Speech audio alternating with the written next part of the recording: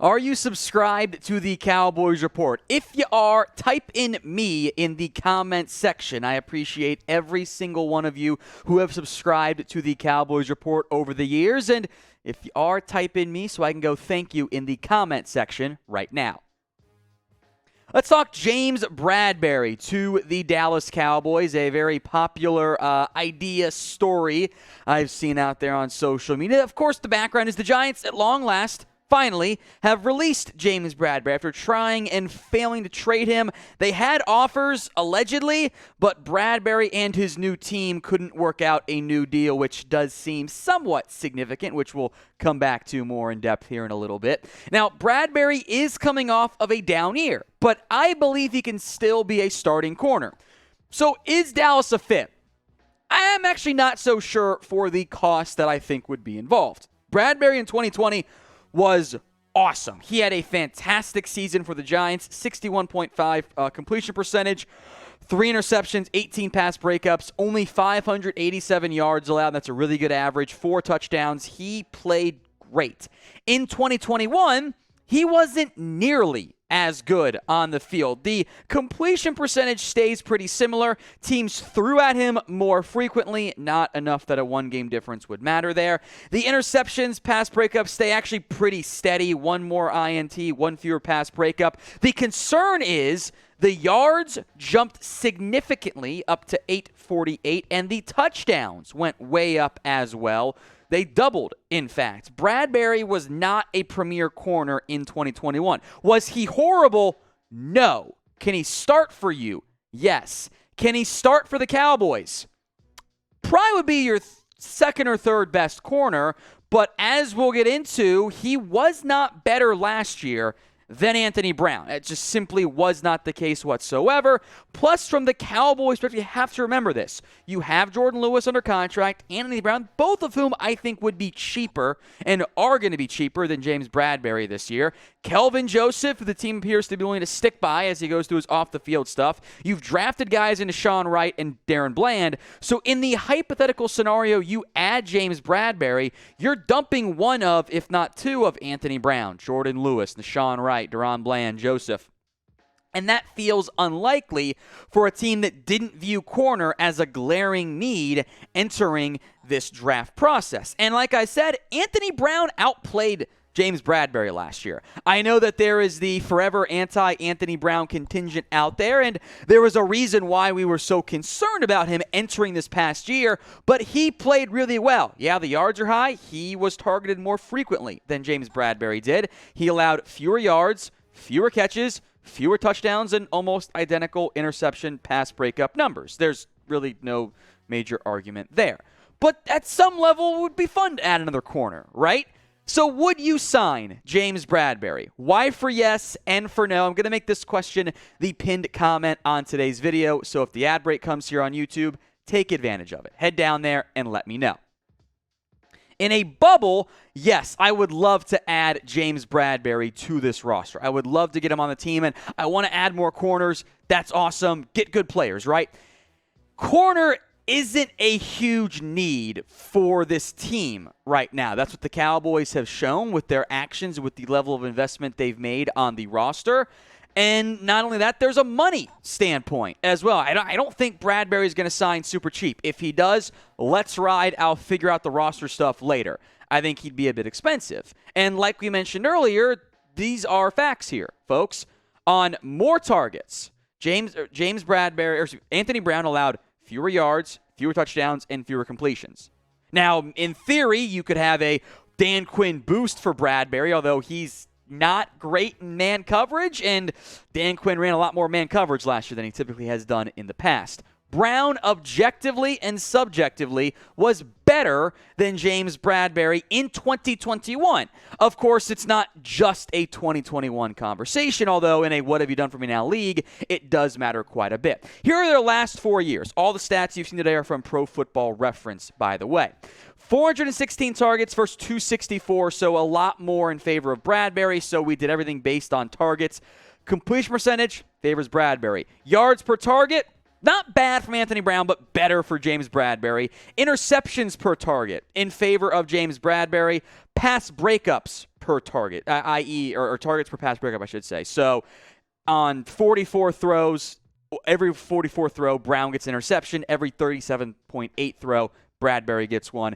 Pass breakups, it's every 8 throws, Brown breaks one up. Every 6.7, Bradberry breaks one up. Touchdowns, very similar numbers on that standpoint. Actually still favors James Bradberry by a little bit. You want the higher number on that side. For their careers, James Bradberry, objectively and subjectively, has been better. The question you now face is, okay, where are they at in their career arcs? What's the cost involved?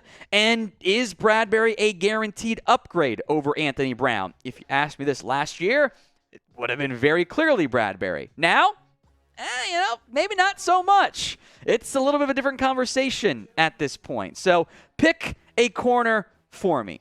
JB for James Bradberry and AB for Anthony Brown. Of course, there's this other part of it as well. The Cowboys don't sign big money free agents. I don't think James Bradberry is going to sign cheap. I think that there was interest in him, but the contract was a problem. Even if it's only $6 million on a 2 or maybe 1 year deal, that's pushing the limits of what the Cowboys have been willing to do in the past. And if you're Bradberry, wouldn't you rather go to a team like, you're going to hate me for saying it, Philadelphia, where you are the undisputed number 2 corner, as opposed to having to compete and beat out and run the risk of not winning that job? Exactly. So, yes, I would love to get Bradberry if he were cheap. I don't think that's going to be the case, and I think the fit isn't quite right for either side.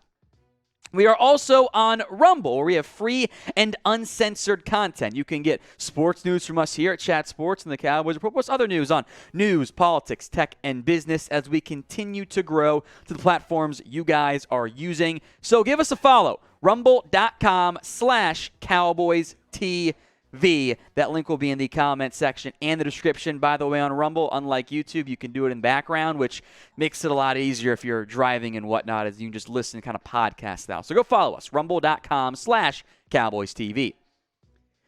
This is a story I didn't think we were going to get in the year 2022 of our Lord. The Dallas Mayor is looking to get a second NFL team, this time in South Dallas. And as part of this conversation, Mike Florio says, well, this makes sense. You could play the other Dallas team in AT&T Stadium. Jerry can cash in. Those two ideas are not, they don't work together. South Dallas is not Arlington. So you wouldn't, that's not what the mayor wants, what Florio's pitching. Two different ideas. The theory from Florio was, hey, Jerry gets more home games. He can, rent out the stadium and be the owner, be the landlord, which, cool. It's not what the mayor asked for in any standpoint. And also, does the two-team and a city idea really work? I know it works in New York. I don't think it works that great in L.A. from a engagement perspective. I don't think this town is big enough for two NFL teams, nor would I want it to be big enough for two NFL teams. So what do you guys think? I got more thoughts coming up here to the Cowboys standpoint. Do you want a second NFL team in Dallas? Type 2 for yes, you do want that, or 1 for no. This town ain't big enough for the both of us, says Jerry Jones, and we're just going to roll with one NFL team. I think it's the latter for Jerry. Jerry didn't want a team in San Antonio. You think he wants another team in Dallas? Imagine Jerry's shame in the event that an expansion team arrives in Dallas. They're playing, at the Cotton Bowl or whatever. And guess what happens? That team wins a Super Bowl before the Cowboys do. The level of embarrassment that the Cowboys ownership would have would never be acceptable for them. I don't think it makes any sense, and I don't want a second team in Dallas. Just give me the Cowboys. I don't want a second group. You don't need two NFL teams in Dallas or in Chicago. Just one is fine. That's the DFW football team. I could see a scenario where Stephen Jones and the Florio idea in particular, I could make some more money by having a second team at AT&T Stadium. I could see Stephen feeling different. I do think, though, in the end, I think it's a stupid idea. I have no desire to have a second team in Dallas, and I sure as hell would not be supporting them either. Now, some final news notes here for you. 2 quarterbacks have been added for the time being for Rookie Minicamp. These are not like locked. These are guys not under contract for this year, just for Rookie Minicamp. It's kind of a tryout style here. First up is not so scary Terry Wilson, the Kentucky legend who played most recently this past year at New Mexico State. His career numbers are up here. He is a good dual threat. He can run quite a bit. 27 touchdowns, 16 interceptions, and 6.5 yards per attempt. I did not need to study him for the NFL draft because he's just not very good. And then there's Nick, quote, he's asked my dude Starkel of San Jose State, formerly of Arkansas and Texas A&M. The real ones know that quote. Also, not great at the collegiate level. A little bit better yards per attempt. He was a once somewhat highly touted quarterback coming out of high school, but there is a reason why these guys not only did not get drafted, they did not even get signed as UDFAs. They're getting tryouts right now. So we'll spend some time on the Cowboys quarterback room overall, but what is the % chance you think either Terry Wilson or Nick Starkel end up signing with the Dallas Cowboys? Spoiler alert, I think it's super low. We're talking like maybe 1 or 2%. Maybe they ball out. It has happened before. Get your answers in for me in the comments right now. In the end, I think it's low because these guys are not better than what you have on your roster. Will Grier, former, I think, late 3rd round pick. Ben DiNucci, the Nooch, who I know we all meme and make fun of all the time, but he's better than those guys as well. There's not a roster spot available right now. I thought there was a chance the Cowboys could sign Brock Purdy as UDFA, and then the Niners swooped in there with Mr. Irrelevant pick. But I don't think Starkel or Wilson are better than the Nooch, and we all know how everyone in Cowboys Nation feels about Ben DiNucci and even Will Grier to a certain extent. If the Cowboys do make more roster moves, maybe that'd be nice to have more than 3 outside free agents signed all year. We will break it down for you. So hit that big red button and subscribe if you haven't already. YouTube.com/CowboysTV.